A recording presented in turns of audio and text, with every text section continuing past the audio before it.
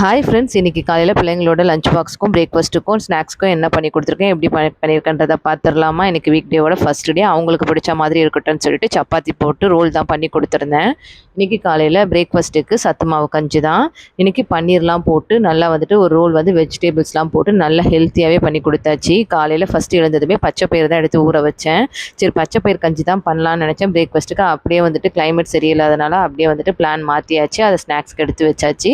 அதனால் இன்றைக்கி பிரேக்ஃபாஸ்ட்டுக்கும் சத்து மாவு கஞ்சியும் பண்ணி கொடுத்துட்டேன். எல்லா வெஜிடபிள்ஸுமே எடுத்து கட் பண்ணி வச்சுட்டேன். இன்றைக்கி பார்த்தீங்கன்னா 2 கலரில் கேப்சிகம் இருந்துச்சு, அதையும் எடுத்து கட் பண்ணி நிறைய வெஜிடபிள்ஸ்லாம் போட்டு தான் செய்ய போகிறேன்.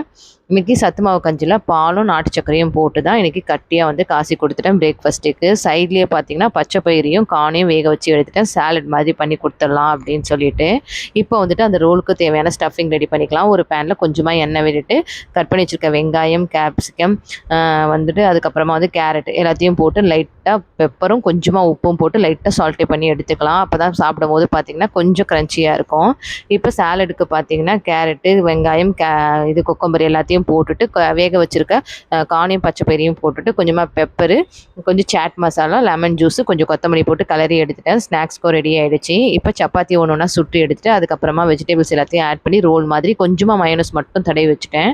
2 கட் பண்ணி வச்சுட்டேன். ஏன்னா சாப்பிட்றதுக்கு லஞ்ச் பாக்ஸில் பேக் பண்ணால் சாப்பிட்றதுக்கு கொஞ்சம் ஈஸியாக இருக்கும் அப்படின்னு சொல்லிட்டு இன்றைக்கி பார்த்திங்கன்னா அது கூட வந்துட்டு கொஞ்சமாக கெச்சப்பும் வச்சு கொடுத்துருந்தேன். ஏன்னா ரோலுக்கு தொட்டு சாப்பிடும்போது ரொம்ப நல்லாயிருக்கும். பசங்களும் ரொம்ப விரும்பி சாப்பிடுவாங்க.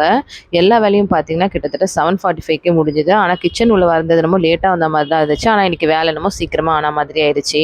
நான் ஃபஸ்ட்டு இந்த பாக்ஸில் தான் கட்டலான்னு நினச்சிட்டு இருந்தேன். ஆனால் என் பொண்ணு அண்ணாக்கு இருக்க பாக்ஸ் மாதிரி எனக்கு கட்டி கொடுங்கன்னு சொன்னனால சரி அவளோட பாக்ஸ்லேயே எடுத்து நான் வந்துட்டு ஒரு 2 ரோல் தான் கட்டியிருந்தேன். அப்புறம் சரி பசங்களாம் கேட்பாங்களே அப்படின்னு சொல்லிட்டு எக்ஸ்ட்ரா ஒரு ரோலுமே வச்சு விட்டுருந்தேன். இன்றைக்கி சூப்பராக வந்து ஹெல்த்தியான வந்து ஸ்நாக்ஸு, பிரேக்ஃபாஸ்ட்டு எல்லாமே நல்லபடியாக திருப்தியாக வந்துட்டு கடகடன்னு ரெடி பண்ணி முடிச்சுட்டு பசங்களுக்கும் பேக் பண்ணி ஸ்கூல்லேயே விட்டுட்டு வந்தாச்சு. இன்றைக்கான பிரேக்ஃபாஸ்ட் லஞ்ச் இது தான் ஃப்ரெண்ட்ஸ். நாளைக்கு என்னன்னு சொல்லி நாளைக்கு பார்த்தலாம். தேங்க்ஸ் ஃபார் வாட்சிங்.